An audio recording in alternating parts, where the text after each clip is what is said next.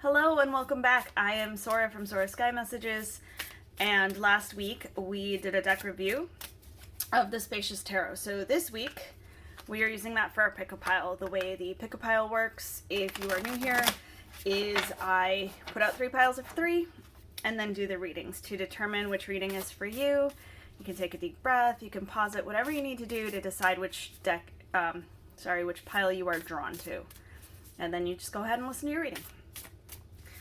As I shuffle, I am going to thank you for liking and subscribing and sharing with anyone who may benefit from one of these mini readings or from a deck review if they are looking for a new deck for this content earlier or for bonus content, secret menu items, all that sort of thing.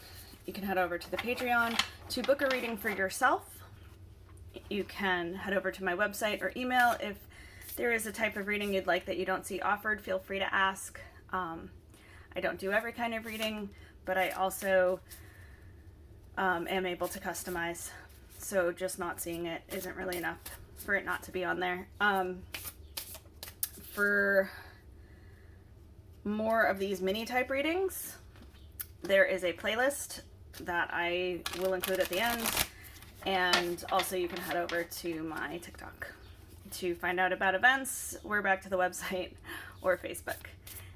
Thank you so much. Let's get started.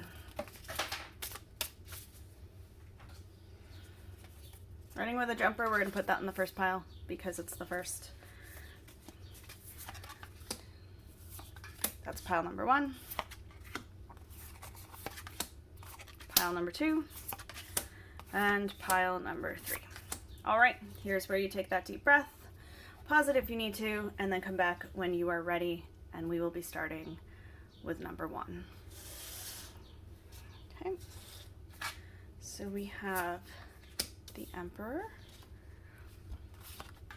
the Child or Page of Wands. I'm gonna move these out of the way. That's 2, that's 3. Oh, and the 2 of Cups in reverse. So the reason I said, ooh, the reason that's so interesting is that I specifically shuffle so that my cards do not go in reverse. Perfectly capable of reading in reverse. It's just that my tradition generally doesn't. So when it does come up in reverse, we pay extra close attention to it because that means, you know, the deck's trying to get my attention. So we're going to pay close attention to that one when we get there. The Emperor, which I love that they have the beautiful red flower growing above the rest because the Emperor is the card of Aries. It has that fire energy. That red is really beautiful there. And with that action, that leadership, you know, rising higher than the others, the Emperor is a card of stepping into your own energy and taking leadership, taking action. And it's not leadership in terms of bossing other people around for the fun of it. It is leadership because he has the experience and wisdom to do so. The Emperor is the culmination of all four kings. He has been through every possible situation in the minor arcana. He has played all of the roles. And when he leads, it comes from a place of understanding that he's been there and can help others get through whatever it is. As such, this card is kind of asking you to be an authority, to not be afraid when you have the wisdom and knowledge to lead.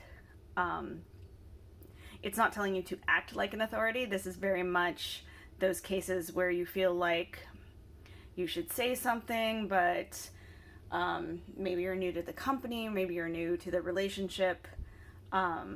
It's okay to preface knowledge by saying, hey, I used to do X, Y, and Z, or I read a book about, like, there's a reason I know this, and inserting it. It's different. You don't have to be over talking somebody. You don't have to be doing this in a way that makes somebody uncomfortable. You can just say, hey, if you're open, I have some knowledge here. We have this with the Page of Wands. The pages are the most youthful of the court cards. They are the ones who are just kind of everywhere. They're curious and they are excited. The Child of Wands is finding their passion.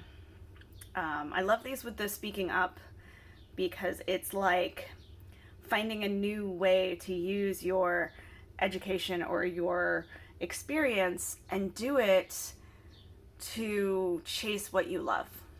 The wands are all about pursuing your vision, your passion. They're about your spiritual growth. So to have this here, it's like taking all this foundation that you have and using it to find what you really want in life. And that's really great.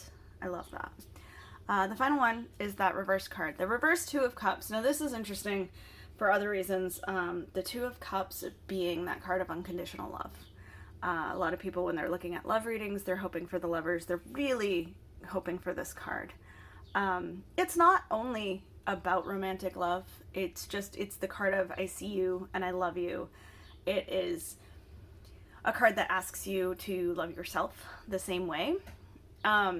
So when it's in reverse, there is that struggle to be kind to yourself, that struggle to let your voice be heard. These two cards speak to power and having so much knowledge, wisdom, experience, and using it to pursue something really big.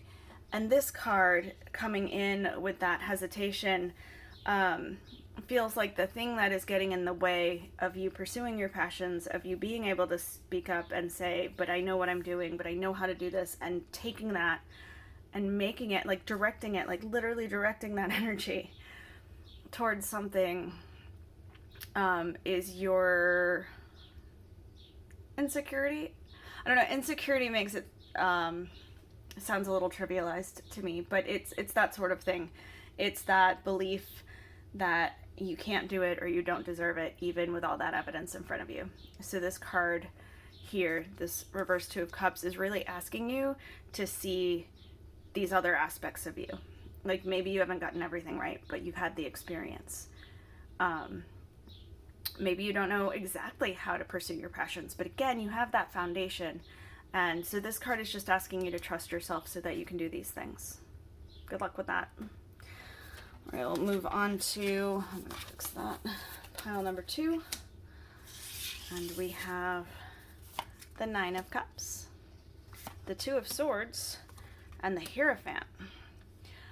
So usually I just read these across, but this is an interesting layout this way. So the Nine of Cups is a card of contentment, a card of confidence. Cups are the water element. They are emotions and relationships. And at this point, you come to a place where you are so ready to be accepting this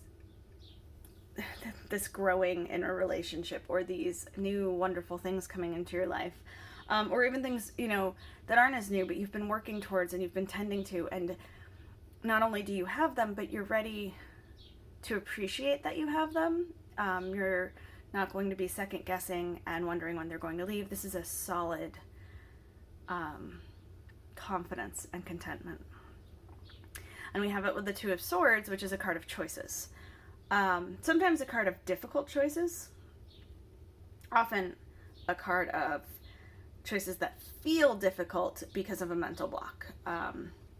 So often the two paths are so similar, but you can't see that. So it seems like it's such a big deal. Like you're like so afraid that if you miss the detail, you're going to pick the wrong way. And sometimes the paths are very different, and your instincts will tell you very much one way where you should be going, but some other piece will have you longing for the other side. This card generally asks you to take a step back, be very objective, and to just kind of not be so close to the problem that you can't make a decision.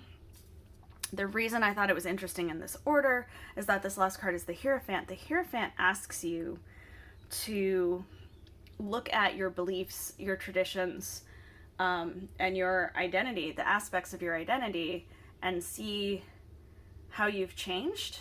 And if you are presenting yourself in the way you always have, or if you are presenting yourself the way you are now. And I don't know, having these on either side of the Two of Swords just feels really poignant, because it almost feels like you are trying to choose contentment, and you think that you have to do it by presenting as the person that you've always been, the person that has always been liked, the person you've always strived to be. But if you look at the why and you make the changes to what you say, to what you do, that are more aligned in your current beliefs, you'll find that you actually get this much easier. So it's almost like the choice isn't between this or that. The choice is to do this so you can get to that. I hope that makes sense. If you have any questions or need further explanation, feel free to comment, and I can always go through this again. Thank you so much. We'll move on to number 3. Pile number 3, we have the Seven of Swords, the Ace of Swords, and the Seven of Wands. Okay, 2 sevens indicate some pretty big transitions. A lot of people look at the 6s as cards of transition. For some people it's the 6s, some it's the 7s. I kind of have both. I feel like the 6 is the more emotional aspect of the transition, whereas with the 7s, we're ready to start actually making the moves. The Seven of Swords is often not a favorite of people because it can be the card of winning at all costs, which is why a lot of people look at it as lying or betrayal, which it can be. But there is more to this card, especially when we look at it with the Ace of Swords and the Seven of Wands. These 3 cards together indicate to me that the meaning of the Seven of Swords we're using is more of the strategy, thinking ahead. I like here, it's got this one that's so far away from the others because it's like separating yourself from the pack. And not in like any sort of lone wolf or anything, just more of making the decisions that put you ahead. And this can be done ethically. People forget that you can be strategic without doing anything that's immoral or illegal or anything like that. You can make strategic decisions that get you somewhere. I love it with the Ace of Swords because the Ace of Swords is our epiphany. It's the aha moment.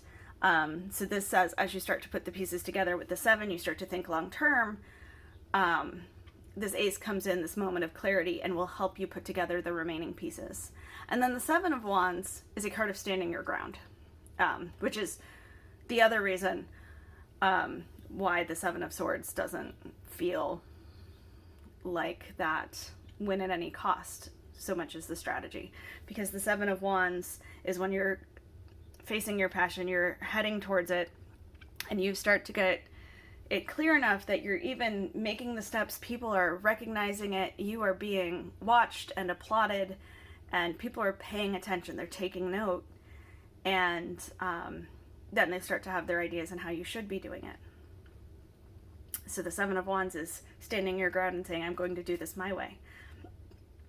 To have the Seven of Swords with that says, I'm going to do this my way. I'm going to do it the right way. And you will see how much farther I get than those of you who think that I have to do things the way you do them. Or I have to do things the way they've always been done. This is very much a reading that says, you know where you're going, and if you can take a little bit of time, not listen to the people who think they know where you're going, and start to plan out what the next steps look like, you're in a really good position. So good luck with that, but it is very exciting. Thank you everybody who made it to the end of the video. Feel free to check out the others and all the other stuff I talked about before. And let me know what other kinds of readings you'd like to see. Thank you so much.